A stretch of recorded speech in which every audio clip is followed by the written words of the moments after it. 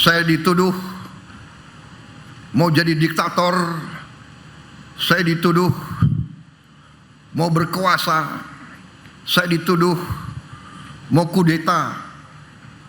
Saya memang bukan orang pintar, saya tidak punya gelar profesor, tapi saya bisa melihat yang benar dan yang tidak benar. Saya bisa melihat yang masuk akal, yang tidak masuk akal.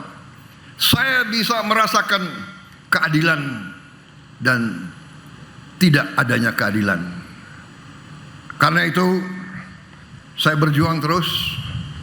Saya dituduh mau jadi diktator, saya dituduh mau berkuasa, saya dituduh mau kudeta.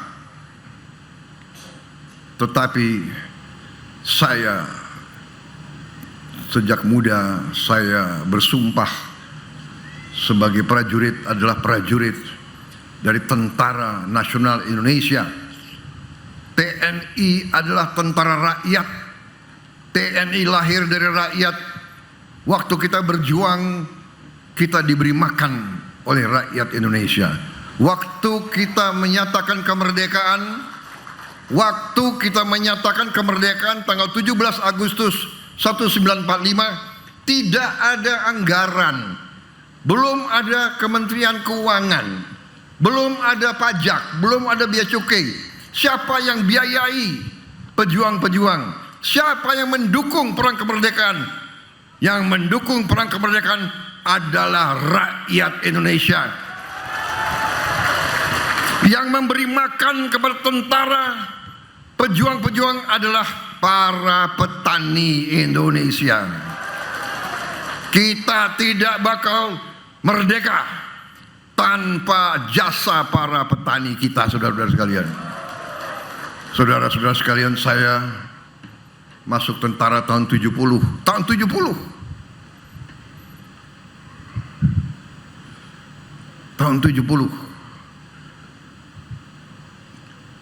Tetapi saya merasakan setiap saya latihan di desa-desa Jawa Tengah, Jawa Barat, rakyat keluar dari rumah-rumah yang sederhana, rumah-rumah gedek yang lantainya masih tanah.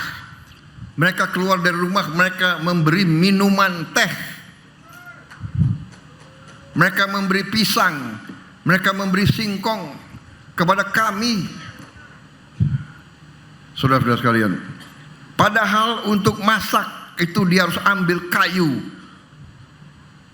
yang cukup jauh, dia harus ambil air yang cukup jauh. Begitu cintanya rakyat kepada tentara, begitu sadarnya para petani terhadap negara bangsa Indonesia. Para petanilah yang paling setia, yang paling loyal, dan yang paling merah putih di Republik Indonesia ini, saudara-saudara sekalian. Dan saya tidak habis pikir, puluhan tahun para petani kita, para nelayan kita kurang dihormati, kurang dibela, kurang dilindungi.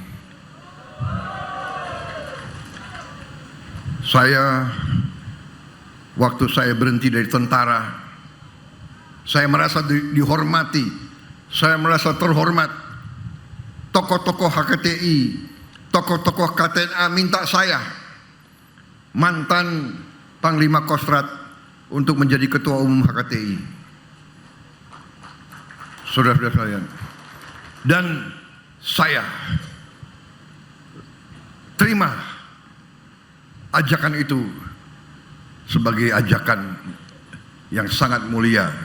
Saya diminta membela kepentingan petani dan nelayan Indonesia.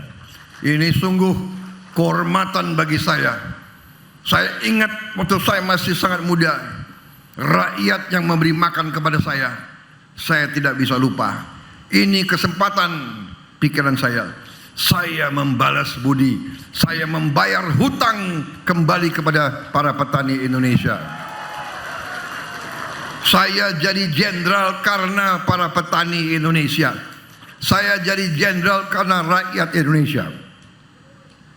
Pangkat yang saya emban adalah dari rakyat.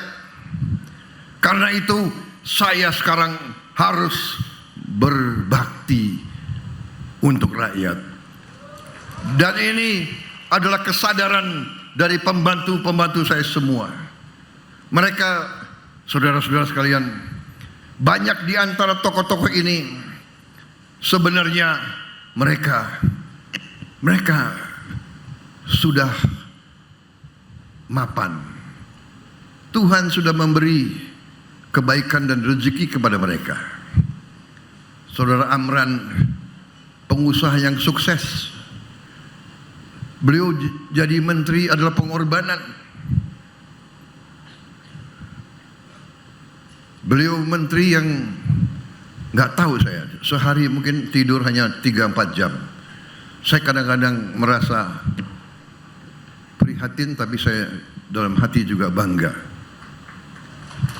Saudara Zulkifli Hasan demikian juga, masih mau berjuang, masih mau terjun di politik. Orang-orang yang masuk ke politik ini saya juga merasa aneh juga, saudara masih mau masuk politik. Politik di Indonesia ini pengorbanan. Ingin mengabdi, ingin berbuat baik, selalu dikuyu-kuyu, selalu dicari-cari kesalahan dan kejelekannya. Tapi tidak apa-apa. Saya selalu katakan, semakin naik ke puncak, semakin diterpa angin yang kencang. Mereka yang kuat yang akan sampai di atas. Dan saudara-saudara, para pemimpin, para pejabat, para gubernur, bupati, para wali kota, para dirut-dirut BUMN, jangan gentar, jangan ragu-ragu. Para adik-adik saya, menteri-menteri ini semua jangan. Kehormatan. Berjuang untuk rakyat, kehormatan. Kita semua akan dipanggil Yang Maha Kuasa. Itu kepastian, saudara-saudara. Dan selalu saya katakan, kalau gajah meninggal, dia tinggalkan gading. Harimau meninggal, dia tinggalkan belang. Manusia, pada saat kita dipanggil, yang kita tinggalkan hanya nama baik. Tapi pada saat kita dipanggil, apakah rakyat, oh dia waktu mimpin dia orang baik, waktu dia mimpin dia selalu membela rakyat, waktu dia memimpin dia selalu membela keadilan, waktu dia memimpin dia selalu membela orang yang lemah, waktu dia pimpin, dia selalu membela orang yang miskin. Waktu dia mimpin, dia selalu tegakkan keadilan. Wah, saya kira keluarga kita semua akan merasa bangga. Daripada nanti kalau dipanggil, oh dia dulu maling, dia dulu koruptor, dia dulu curi uang rakyat, dia memperkaya diri. Jadi saudara-saudara, bersyukurlah kalau kau diberi kepercayaan. Ini kesempatan kita berbakti, kesempatan memberi yang terbaik yang bisa kita berikan. Karena saudara-saudara, kadang-kadang kebenaran dan keadilan hanya bisa datang dengan kepemimpinan yang berani dan jujur. Karena itu, saudara-saudara, hari ini kita telah mencatat suatu kemenangan yang penting. Tidak ada bangsa yang merdeka kalau makan tidak bisa tersedia untuk rakyat. Tidak ada. Tidak mungkin. Tidak mungkin bangsa itu merdeka kalau makan, pangan tergantung bangsa lain. Dan ini sudah dibuktikan.